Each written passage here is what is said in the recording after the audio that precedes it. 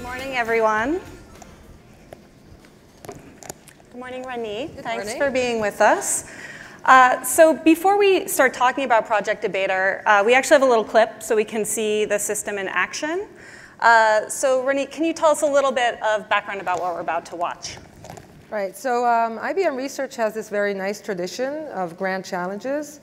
The idea of a grand challenge being something that you put very far away, something that looks at the time unattainable, and then it sort of creates a very nice way to advance science and technology. So you probably all know about the chess grand challenge, Deep Blue, and then Watson Jeopardy in 2011. So at that time, there was a call for proposals for all of the people working, the researchers working in IBM Research, and my colleague Noam Slonim had the idea of developing a system that could have a full, meaningful debate with a human being about a topic the system has never seen before.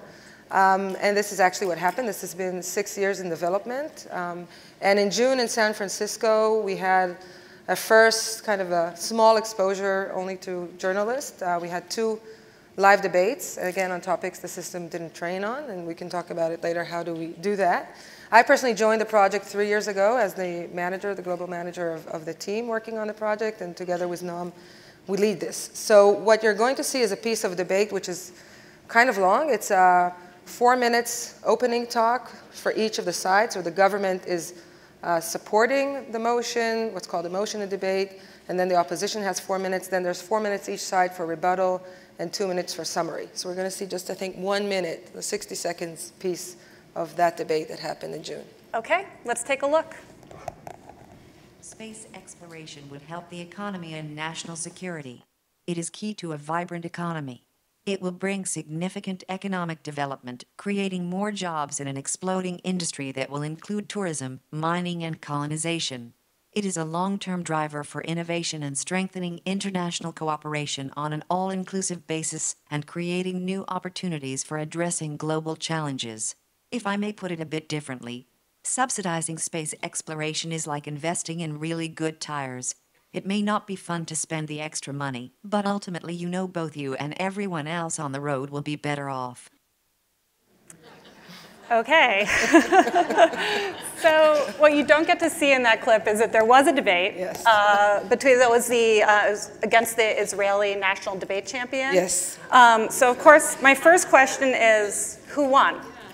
So in that debate, actually, Project Debater won. Oh, all right. But we lose a lot of debate as well.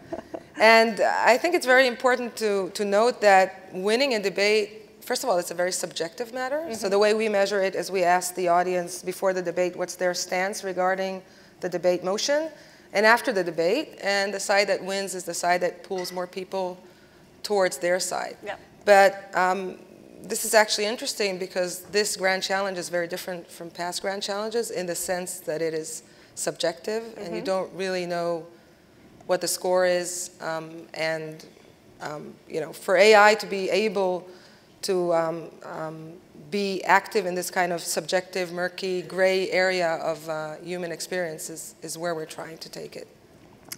So tell us a little bit about how this technology actually works. So in AI, machine learning, the basic idea is that the system is learning from examples and from experience. So just like if you went to a debate class and you'd be trying to debate on different topics and learning from that how to debate on a new topic. So during training, the system actually is exposed to dozens of topics. But then in reality, what happens, it gets a new topic. So while it was training, it learned to identify in its corpus. So it has about 300 million articles in its memory. And it learned how to identify pieces of text that have 3 important characteristics. So they're on the topic, which obviously, if we're talking about space exploration, very few sentences are going to be related to that. They have to be argumentative. So for example, if you think about a topic like whether we should continue with affirmative action, there may be sentences saying that affirmative action is a policy to advance people from minorities and so on. And you might have another sentence saying that affirmative action is reverse discrimination.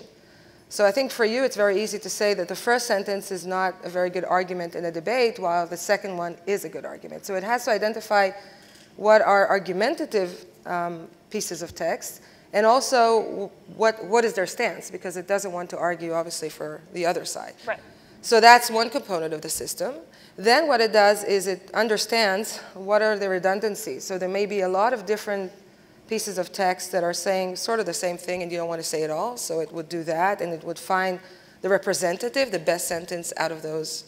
And then it would try to figure out what are the themes that are going on there, right? So is it, some are going to be effectiveness, some are going to be morality.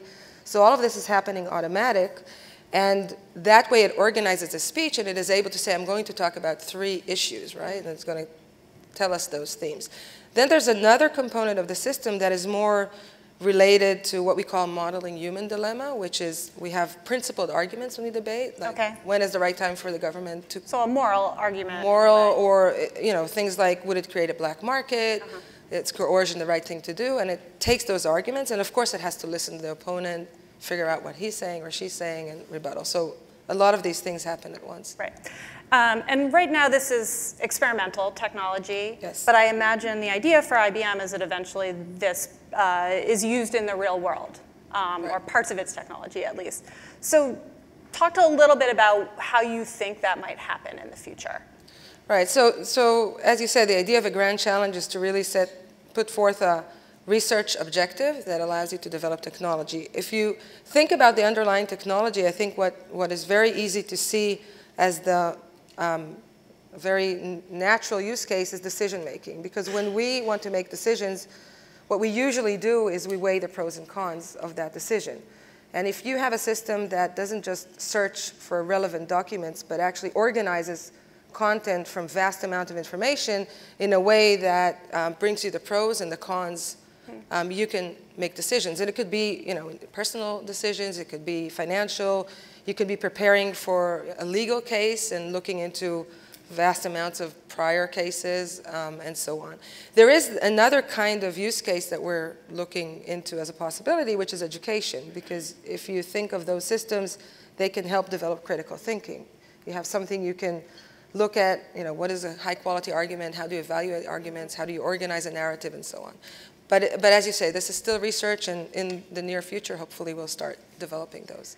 I have to think that for some people, the idea of a computer that can instantly marshal this extremely detailed, strong argument about anything we ask it to, really, even if it's something that we might think is an incredibly bad idea or even morally wrong, might make some people a little nervous. So talk about some of the ethical questions that have come up in the development process. So ethics in AI, I think it's a big topic. IBM is very involved in that. And as someone in the AI community, I think we all need to understand that AI has a lot of potential to empower people and advance humanity. And at the same time, we have to be careful about various biases and so on. But this is true for a lot of technologies. Specifically, if you take debater as an example, I think the question is, what is the baseline? Today, I think people, when they make decisions, we are all very much in our own echo chamber. And there are all these filter bubbles around us, and people get information that is very one-sided because it's basically echoing their own opinion. I think a technology that will be able to go through, for example, newspapers from very liberal to very conservative and always be able to show you the other side of the story is something very important. And this technology is not made to make decisions for people. So it's not a question of is it going to make the right decision or not. Because eventually what it does is bring you facts and evidence and information for you to make decisions. And we as people have the ability to make judgments of values and so on, which I don't think AI should or will have any time in the foreseeable future. It's really fascinating. Do we have any questions out here for Ranit? If so, put your hand up. If we don't have any, I will come back. Oh, and we have, I see one here in the middle. If you could just introduce yourself. Good morning, everyone. My name is Lisa McDonald.